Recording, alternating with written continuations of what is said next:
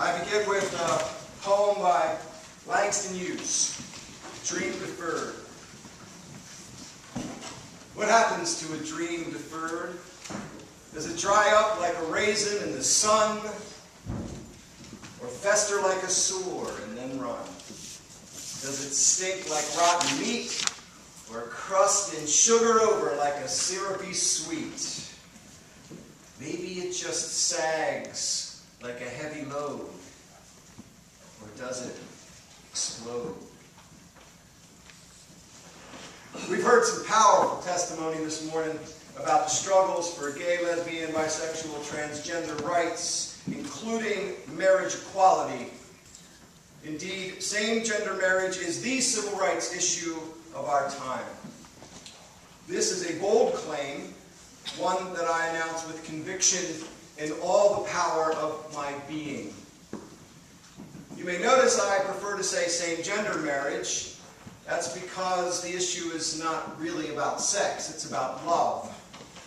And I believe it's paramount for us to focus on that love and to demand that our government lead the transformation of our culture by getting out of the way of people's love.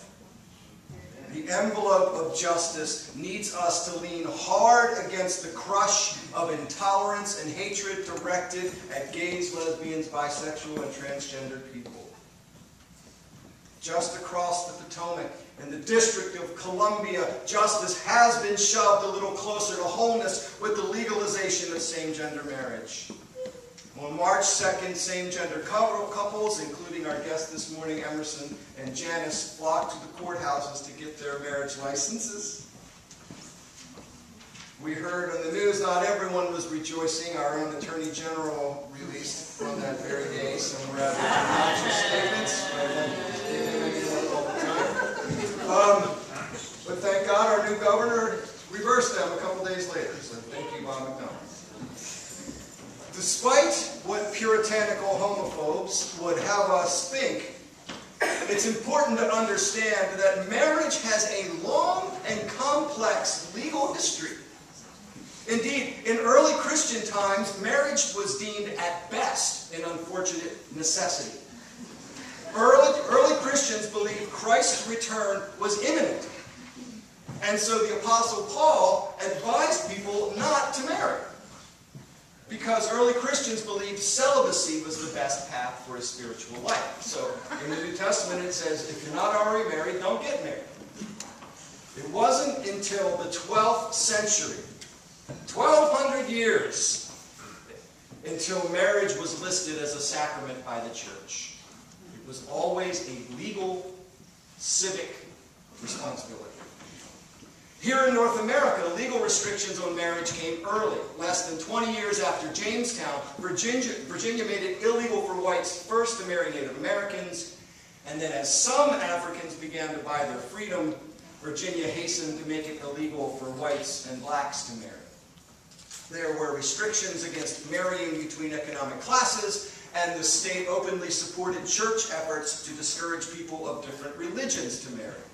In colonial America, despite all of this prejudice and restriction, just like in Europe before, marriage records were not kept in church files, but at the courthouse. Marriage is and always has been a civil function.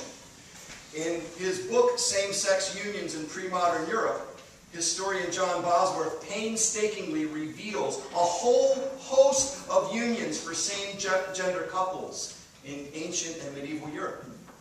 Beginning in ancient Greece and Rome, there were cultures that celebrated the practice of same-gender partners. And this even included in the military, soldiers taking lovers. And this was best displayed in the sacred band from Thebes. It was an entire platoon of soldiers composed of male lover couples. They believed that their love bond would make them fight stronger for the success of the platoon. So even with this history in Europe, we see that unions have not always been just one thing. Don't let anyone tell you that. In Christian times, same-gender unions were also sanctioned by the church and by state. And one example is the martyrdom of Serge and Bacchus. Serge and Bacchus were 3rd century Roman soldiers. They were said to live as brothers. They were united in property, in household, and in their faith. A jealous courtier of the emperor of the time pressed for them to be persecuted, not for being gay, but for being Christian. Christianity was still illegal in the Roman Empire at this time. And after refusing to deny his faith, Bacchus was flogged to death in front of his lover, Serge. And that night, Serge had a dream where Bacchus said to him, "There's nothing to fear. In the next world, we will be united forever." Think about that. The saint's vision was not about seeing heaven or sitting at the right hand of Jesus. It was about being reunited with his same-gender lover forever. And both Serge and Bacchus are Roman Catholic saints. The historical evidence makes it clear that marriage was never just one thing set in stone from time immemorial. Don't let people lie to you. Indeed, marriage was initially treated with indifference by the church. I hope that wasn't a comment. So, like all laws, marriage has been subjected to the same prejudices as all of common culture.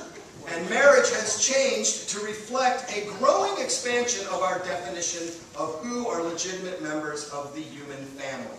To deny same-gender couples the right to marry is to deny their humanity and our own.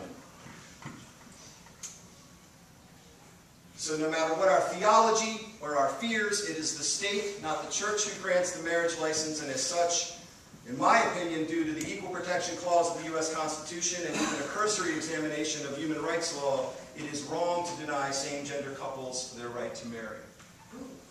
The USA is beginning to slowly inch towards something that starts to look like marriage equality. Today, several states, Iowa, Massachusetts, Connecticut, and Washington, D.C., permit same-gender marriage. Vermont, Hawaii, and New Jersey now allow civil unions. And many other states recognize same-gender marriages performed in other states, including New York, Rhode Island, and my home state of Maryland. It is time that the Commonwealth of Virginia at least try to get on board this freedom train.